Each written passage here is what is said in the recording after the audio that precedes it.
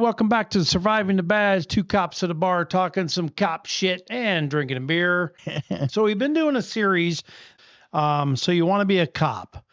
And this one we're going to be talking about the FTO program and how it goes and what you can expect. And, you know, after you get hired, what to go and do and to make yourself a better officer.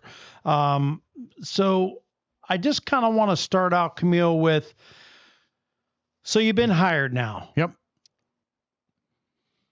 What do you do to make yourself ready for FTO? So what would you do? What I do? I mean, it's only been 30 freaking years. Taking me back. You've got to impress your FTO.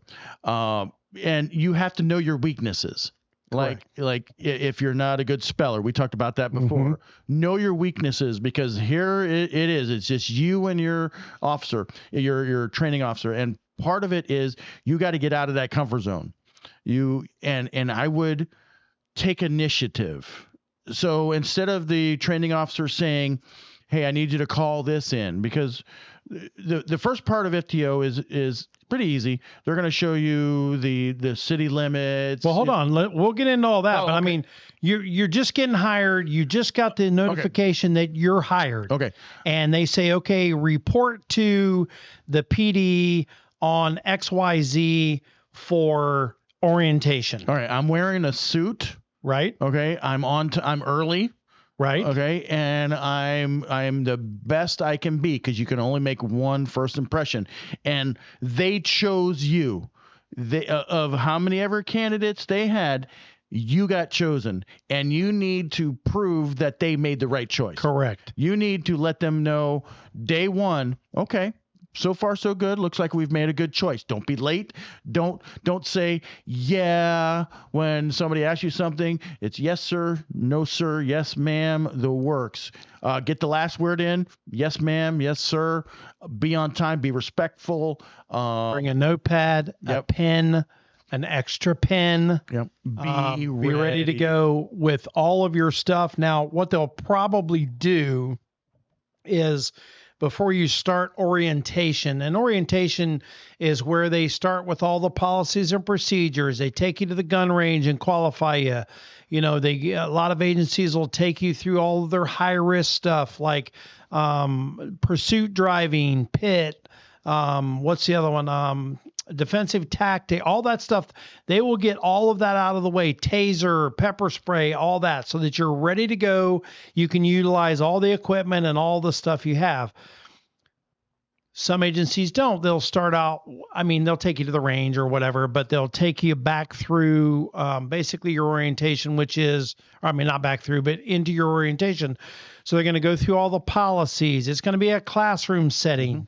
So be ready for like a classroom setting. Now, with our agency, when did they go to the classroom? Because I was on the road day one. Well, they didn't really go to, they did a little bit of the classroom. It's like the first week or two, they'll go through getting you to the range, getting you qualified, getting you, the ASP, the all the stuff. Yeah. The academy does a lot of that now. Okay. But they'll get you into all that stuff, and then they'll do the classroom where they start going over all the policies and procedures. And you know who usually does that? Somebody that's on light duty. Oh God.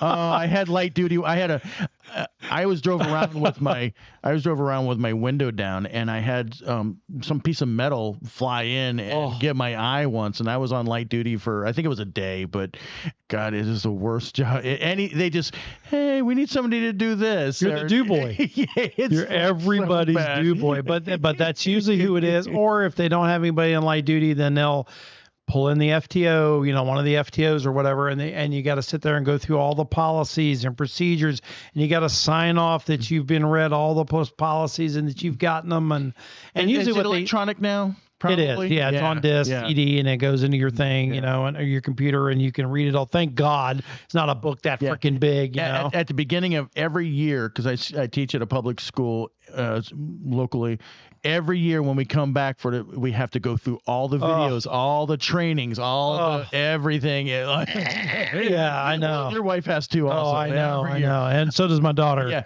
I want to bring you back to just a minute and tell you a story. So I was our firearms instructor for our agency, and I remember one time, two times, I would take somebody to the range. They were just hired, and they would fail at the range time after time. So if you're and we talked about this on the last show in the academy. If you're an iffy shooter and you're out of the academy, go to the range. Man, go to the range. Go to the range. Go to the range. Go! Go!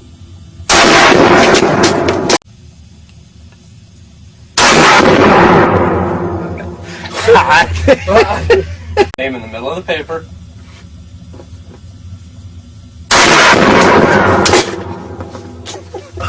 Because you don't want to get hired, go to the range and fail. Yeah, because you know what? If they'll only give you, I mean, they've hired you, so they're going to give you more chances than, let's say, maybe the academy would. But man, after 5, 6, 7 tries, and they may even say, okay, you're nervous now, your head's all screwed up, go home, go back, we'll do some other stuff or whatever, we'll come back tomorrow. We can't carry your gun though. Come back tomorrow, we'll try it again. But they're only going to give you so many chances, and then they're going to be like, I'm sorry, pal, you're gone. Yep. You're out. Yep. So if you're a shitty shooter, you better get your shit together. Right. You know, or like I said on the last show, you get some old country boy out there and they go, what the hell was that? Where are you trying to shoot at, boy? But anyway, so yeah, big thing, then you're going to go into your orientation.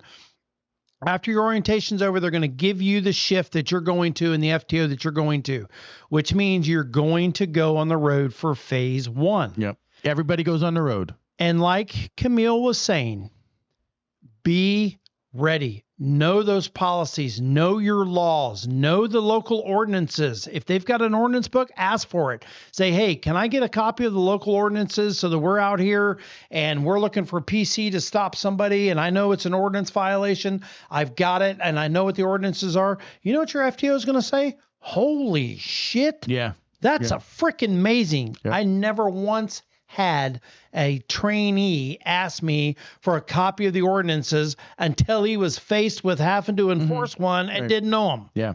So you'll be one step ahead of all of your peers and impress the shit out of them, or you'll piss them off because they don't know where they're at and they got to go find them. Right. But you know what? You just learned them something. Yeah.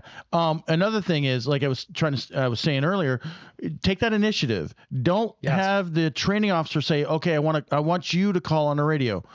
Grab the radio, or that shows my age. Grab the radio on the car. George 420 to 410, we're coming right your way. George 420 to George 410, Officer Mann. Officer Mann, we're coming right up on you. I can see you. What is he doing?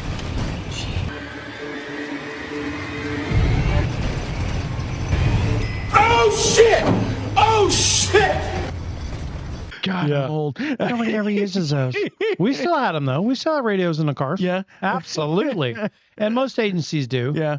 But you call on the radio, even before the FTO, and you're going to stumble because it takes practice. It takes confidence. And that's another thing. Learn those 10 codes and signals. And the phonetic alphabet. Yes. Yes. Yes. Remember Greg with Lima? Oh.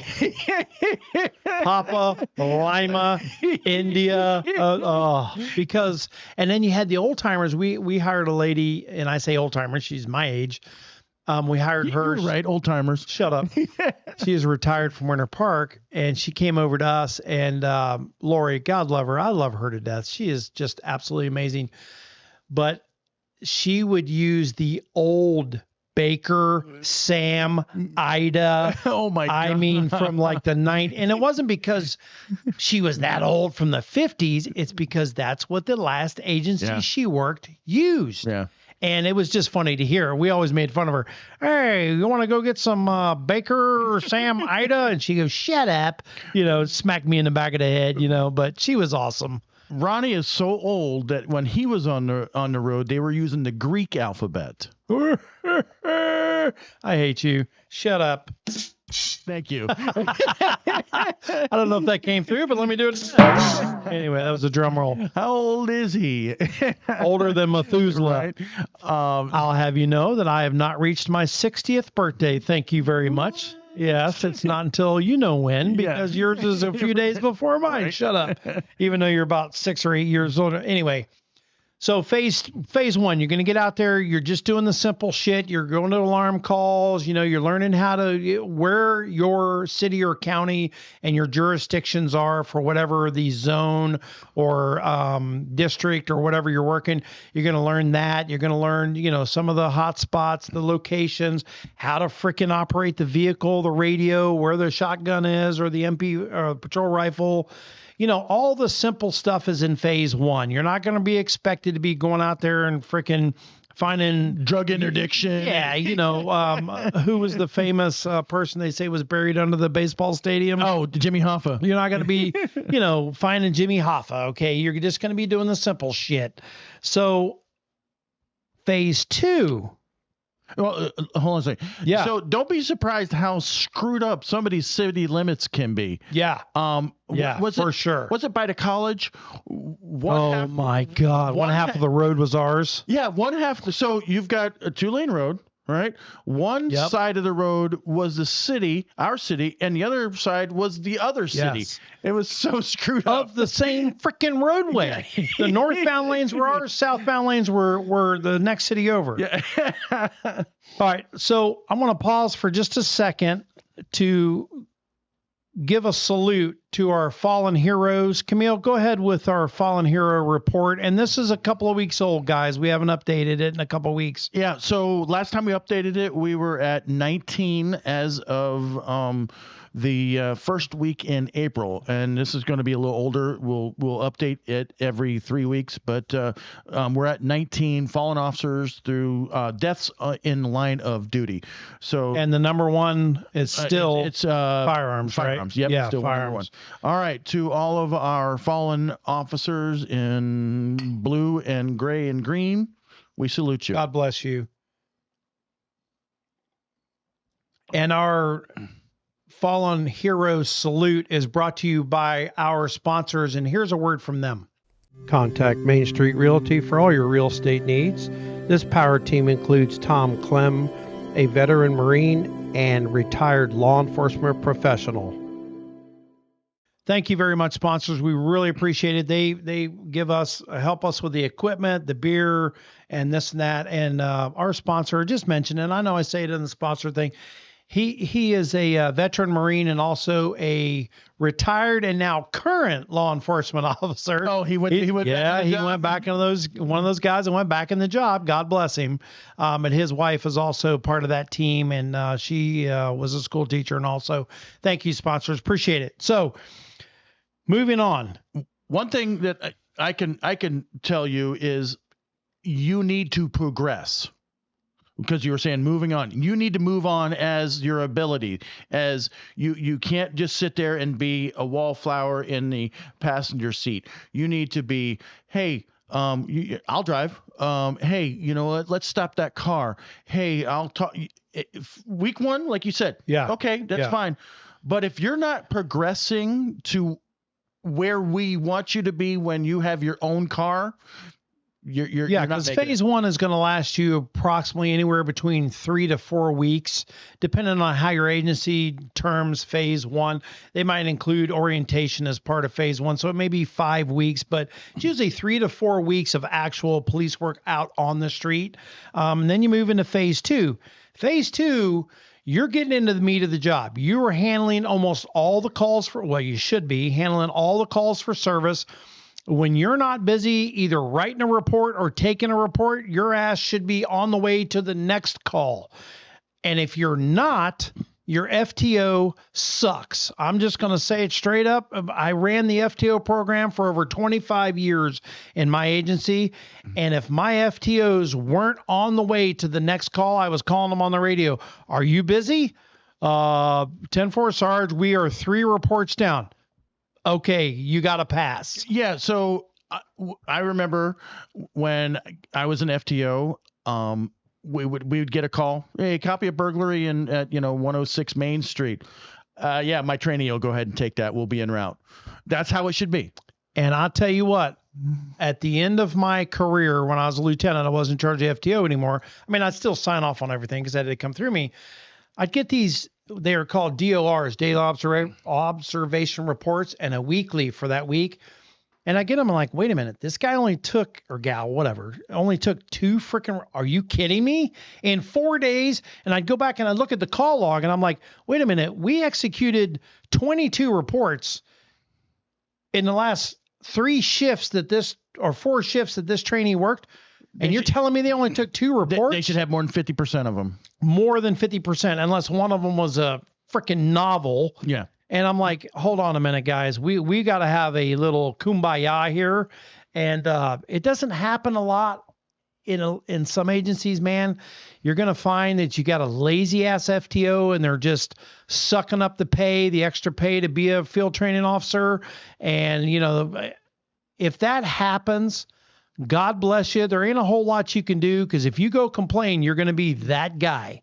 And you don't want to be that guy for just complaining because you're not doing enough. And just know that in 4 weeks, you'll go on to somebody else. And hopefully that next training officer will actually be a training officer. So how do you overcome that? Here's how you overcome that. You tell your FTO, hey, I haven't done one of those yet. I want to go to that. Can we go to that? And if he or she says, no, we've already had a couple of those, you look them right in the face and say, no, actually, I have not handled any of those. I don't feel confident. I want to do that. And I would like to feel more confident in that.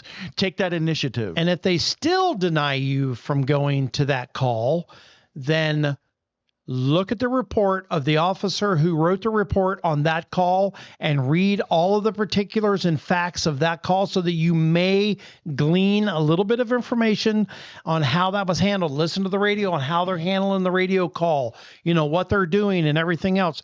Learn all your computer programs. There's David, there's whatever report writing process you're using. There's Finder, there's like 10 million programs and apps that you can use to find people. Have a good map program on your phone in case your computer dies. You can find your location on the map on your phone. No, they don't have map books anymore. What? No, they don't. Do you remember when we had to draw to pass FTO? I think this was after you.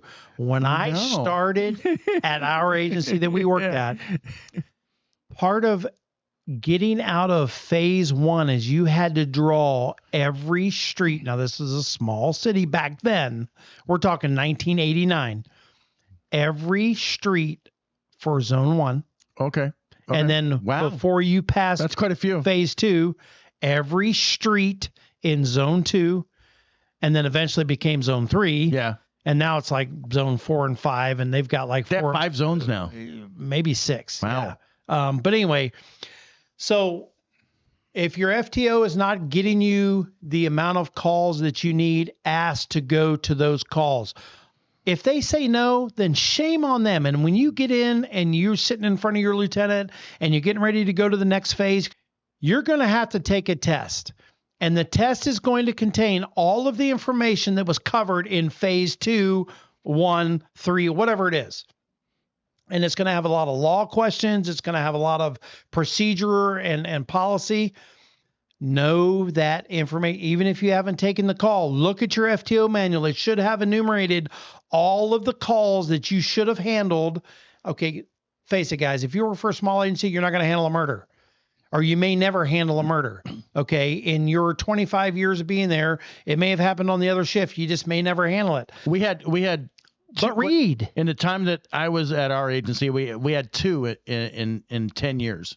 Yeah, you should have writer's cramp by the time you're done. You really should. So speaking of getting the shitty calls, I was riding with your dad one time. He was my training officer and sergeant, and we get a call where somebody had vandalized the brother's house. Oh, So I'm new on the road. Benedict. We got a vandalism. Somebody threw a rock into the window of the brother's house. No. And immediately your dad's like, yeah, trainee, you'll handle that. And so I get there, and you still liked him? yeah,